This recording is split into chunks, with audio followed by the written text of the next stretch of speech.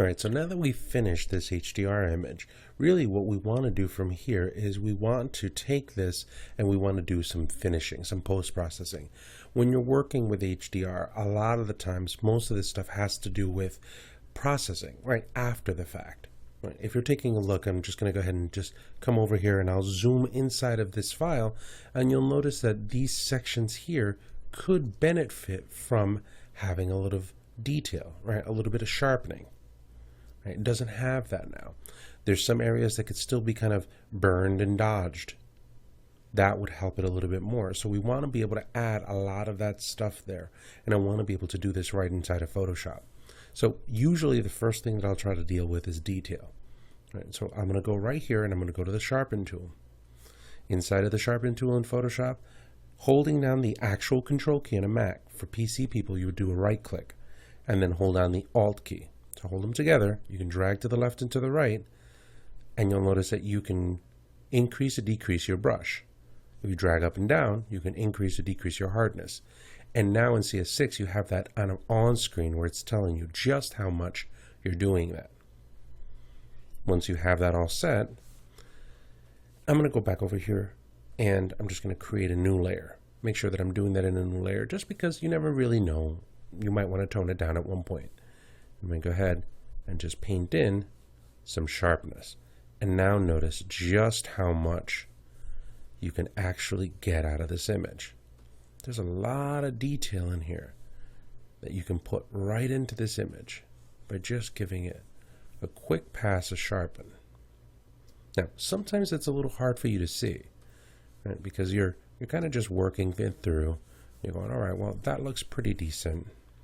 But you kind of lose sight of just how much sharpening has been done to this. I'm going to bring this in over here.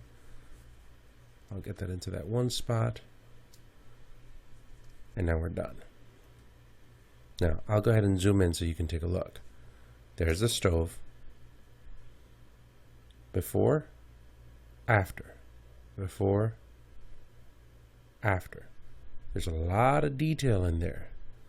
Right? And it's all about the detail when you're working with it. Make sure we get those grates there. So now that file looks a little bit better. Right? So I would go through the image and I would find those sections that I'm looking for. Now, once I get all of the detail that I want inside of that, I can go ahead and work on the next section of it. Sometimes I'll find that even that detail, it's really, really cool to kind of eke it out by just having either an unsharp mask, or you can do kind of like a high pass effect. Let me show you both of those so that you're aware of them. The best way to do that is do Command Control J. Now I'm going to call this one here a Sharpen tool. Let's go ahead and close that one out. And what I'll do is I'll actually make a copy of this background layer, and I'll call this one Unsharp Mask. Inside of here, I'm going to filter, and then under filter, I'm going to sharpen. I'm going to go to Unsharp Mask. And take a look. Right, lots of detail. Right. I usually keep a pretty high radius to get me some detail there.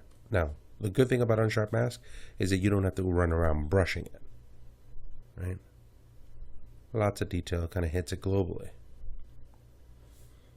Now that you have that, you're good to go. The last thing that I would do from here is get me a duplicate.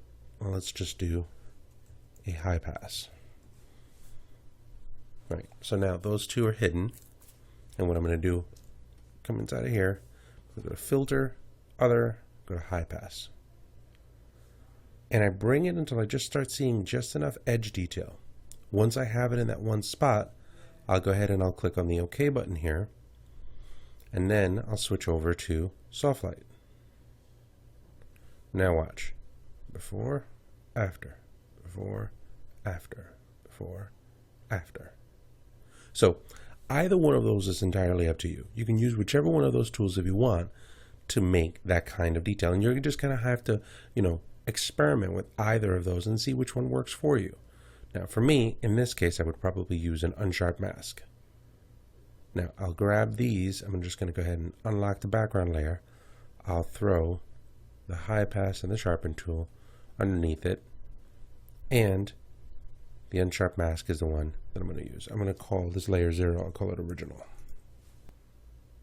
Now that I have this setup all done, what I'm going to do is I'm going to start applying adjustment layers to kind of bring this image into the next level. We'll talk about that in the next lesson.